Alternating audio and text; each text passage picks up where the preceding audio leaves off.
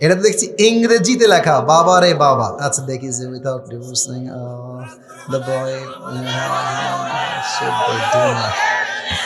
আগে কে দিয়েছো? আমি তোমাকে ধমক দিব না, আমি তোমাকে একদমই ধমক দিব না। কে আছো বলবা নাকি ভয় পাচ্ছ? সোনামণি, দাল মে কুছ কালা তো জরুর হ্যায় ইহাঁ পে।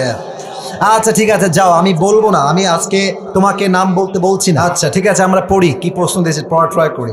আসসালামু আলাইকুম হুজুর, টেক লাভ। ওয়ালাইকুম আসসালাম, প্লিজ আনসার, দয়া করে উত্তর দিবেন। আচ্ছা, আ গার্ল নেমড এ, মানে সে পরিপূর্ণ নামটা উল্লেখ করে নাই, ঠিক আছে।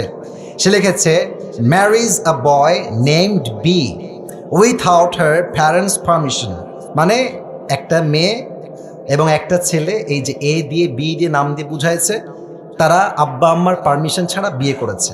After some days the girl named A, ওই মেয়েটা, এ নামের মেয়েটা দূরে চলে গেছে।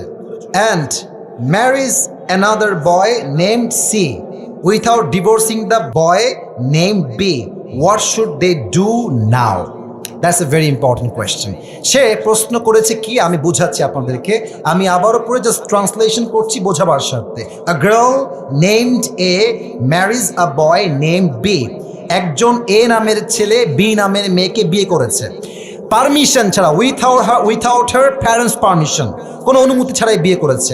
After some days the girl named A marriage another boy, অর্থাৎ যেই মেয়েকে সেই প্রথম যুবক বিয়ে করেছিল, ওই মেয়েটা আরেক যুবককে বিয়ে করে ফেলেছে। এখন সে লিখেছে, এখন সে বলতেছে without divorcing the boy name B, অর্থাৎ আগে যে যুবকের সঙ্গে বিয়ে হয়েছিল তাকে ডিভোর্স দেওয়া ছাড়াই এই মেয়েটা আরেক জায়গায় বিয়ে করেছে। হোয়াট শুড দে ডু নাও?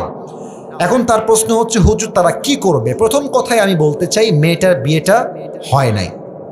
এর কারণ কি, যদি কোনো মেয়ে সেকেন্ড কোনো বিয়ে করতে চায় তার স্বামীকে রেখে, তার স্বামীকে তাকে তালাক দিতে হবে। তালাক দিলেই হবে না, 3টা পিরিয়ড পার করতে হবে। 3টা পিরিয়ড যখন পার হবে, তখন স্বামী এবং স্ত্রীর মাঝে রিলেশনশিপটা ফুললি ব্রেকআপ হবে।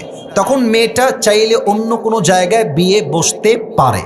এখন সে যে প্রশ্ন করেছে, এই প্রশ্ন হচ্ছে এমন, হুজুর সে ওই প্রথম ছেলেকে ডিভোর্স না দিয়ে আবার আরেক জায়গায় বিয়ে করেছে।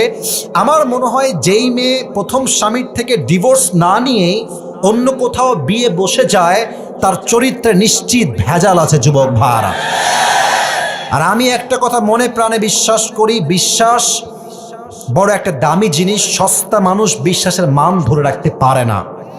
যেই মেয়েটা তোমাকে ডিভোর্স না দিয়েই বিয়ে করেছে, মনে রাখবা ওইটা আসলে সেকেন্ড টাইম তোমার বউ হওয়ার যোগ্যতা রাখে না, ওকে ডিভোর্স দেওয়াই উত্তম হবে। তবে মেয়েটা যদি এখন সত্যি বিয়ে করে সংসার করে, আমি আপনাকে কোরআন দিয়ে বলছি, হাদিস থেকে বলছি, কোরআনের চোখ দিয়ে বলছি, হাদিসের চোখ দিয়ে বলছি, মাসআলার চোখ দিয়ে বলছি, মেয়েটা এখন স্বামীর সঙ্গে থাকলেও জেনা হবে, শুইলেও জেনা হবে।